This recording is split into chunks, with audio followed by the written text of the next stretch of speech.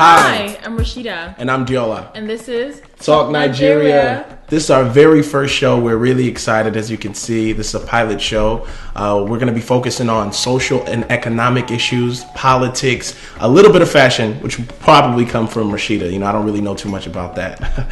But we have a jam-packed show for you all today. We're really excited. And yeah, we're going to get right into the show.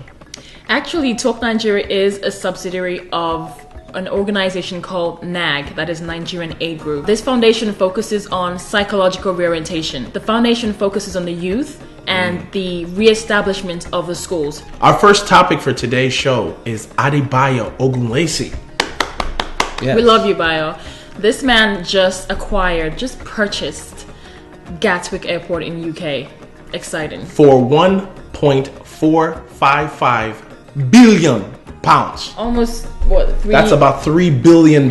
In moments like this, I'm proud to be a Nigerian. I just want to travel, go to England, and just get off at Gatwick Airport, knowing that a Yoruba man actually owns this airport. It's a good feeling. I think that I would love to go there, not to see, the airport or anything like that. I want to see what the environment amongst Nigerians would be. I bet you there's several Nigerians there be like, they can't deport me from this airport. My brother owns it. You know how everybody tries to claim, family and relatives. No, we know how to claim in Nigeria. Yeah. It's amazing. So from now on, Nigerians must be deported from Heathrow only. You can no longer be deported from Gatwick because a Nigerian owns it. But no, the guy is really, really, really educated. He went to Oxford and he went to Harvard. So that's major accomplishments. It's not just some swindler or 419 fraudster. And he's a KC boy. He's a KC boy, actually. What's KC? King's College. Never heard of it. Never heard of it at all. Everyone knows King's College. Except me. And Queen's College. Well, to all the KC guys out there, I know they're really, really proud to say they're from KC. I think they're more proud to say they're Nigerian. But speaking of Nigerians, we want to talk about the current presidency issue. Yar'Adua. Who? Yar'Adua. What does he look like? I haven't seen him in a while. I haven't talked to him in a couple of days. He had texted me like 2 weeks ago. Oh. Yeah, but I didn't text him back and I was busy, Oh, okay. I know. But no, on a serious note, February 26th on a Wednesday, or was it the 24th? It was the 24th. Yeah, on a Wednesday, they had a convoy. He's back in Nigeria, supposedly. There was all kinds of... After what? How many months? Because he left November 23rd of last year. Yeah. And no one has seen him. So that's 6 months out of action. MIA, missing in action. Yeah, I know as at last month also, Jonathan Goodluck hadn't seen him either. Yeah. That's the vice president, which is amazing. And I think even to this date, there hasn't been any pictures or anything that has surfaced. No pictures. So, but they say he's alive. Yeah. We should believe that, right? Okay, we should. I'd like to see some sort of proof. Yeah, a proof of life. Yeah, so if you're out there, please text us your picture or something like that, President. Email. Yeah, email us. Email us. I think that would be good. But on a serious note, what is the ramifications of this now? He's returned to Nigeria. What's the current state? What's going on now? Well, we just know that Jonathan is the acting president now, yes. And with him being from, I think, Warri, the Middle Belt anyways, it did cause a bit of a problem. It took a while before they had someone acting as a president. And I believe it's because of where he's from. If it was a Hausa man or a Yoruba man or something like that sort, it wouldn't have caused so much problems. There was so much power play going on. It was weird. What is all that about? Weird. I heard he fired some people. That. Oh, he we read from this day that he fired 43. Wow. The whole cabinet, all the ministers, everyone out of place. And then a few days later, he brought back about 21 of them. But he said because the news was that they were loyal to Umaru Yar'Adua, and then he just took everyone out. For those of you who aren't unaware of some of the things that have been going on in his absence and in his return. There have been several meetings with Yar'Adua's family. Supposedly, they're going to try to bring Yar'Adua's nephew Murtala. to, you know what I'm saying, to be the president. You know what I mean? No, not to be the president, just to be in the cabinet. To be in the cabinet. I mean, stuff like this could only happen in Nigeria. I don't even know his political history or anything like that. God forbid. You know, if this is in America, you know, if something happened to Barack Obama, you would never see, like, you know, they bypass the vice president and just say, hey, we're going to have to call up Barack's uncle or cousin to come and take his place. Obasanjo himself, too, was like, he didn't allow that kind of crap to happen. But the family pushed it on Jonathan Goodluck that he should, you know, appoint Murtala, that's Umaru, the president's nephew, as one of the cabinet members. Wow. Which is... I think that just goes to show how much they don't want an Igbo person in there. What is that all about? But Jonathan is an Igbo. They just don't want anyone that's not Yoruba or Hausa there.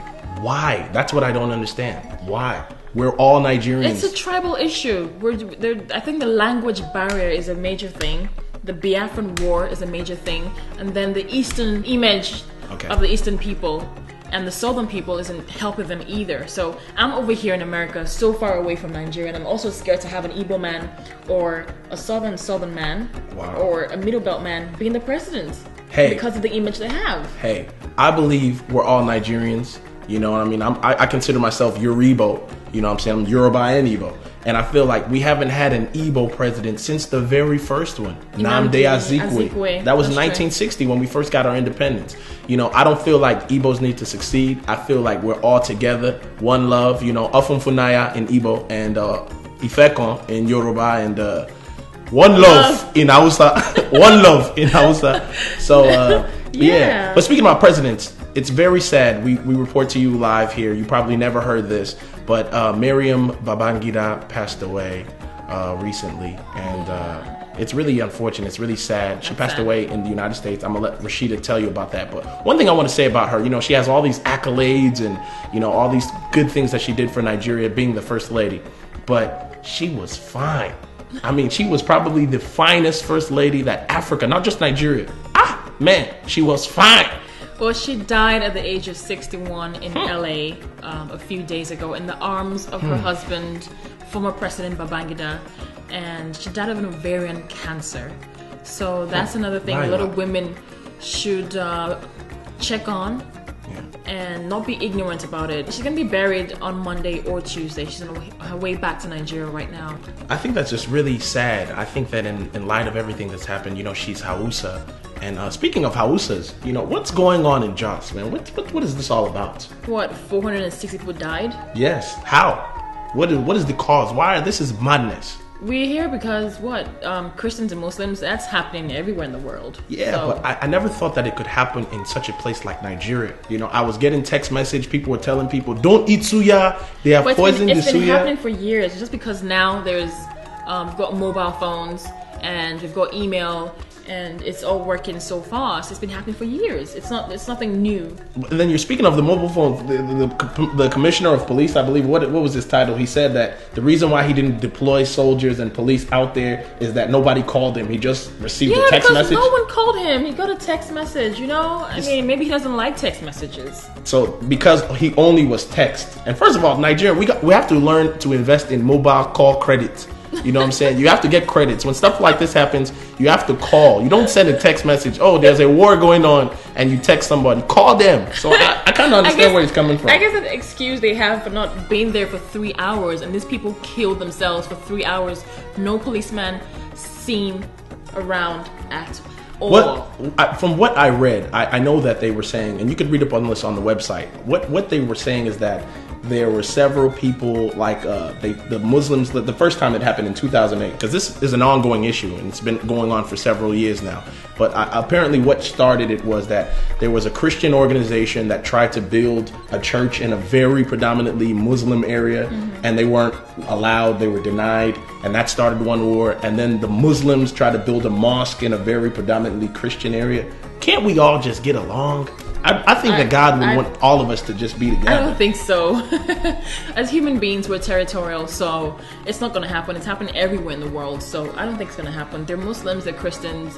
We've got different views about life and religion. We would like to know what you think. Make sure you check out the blog, email us, let us know what you think about this issue, and we'll look at your comments. We'll read them and we'll discuss them.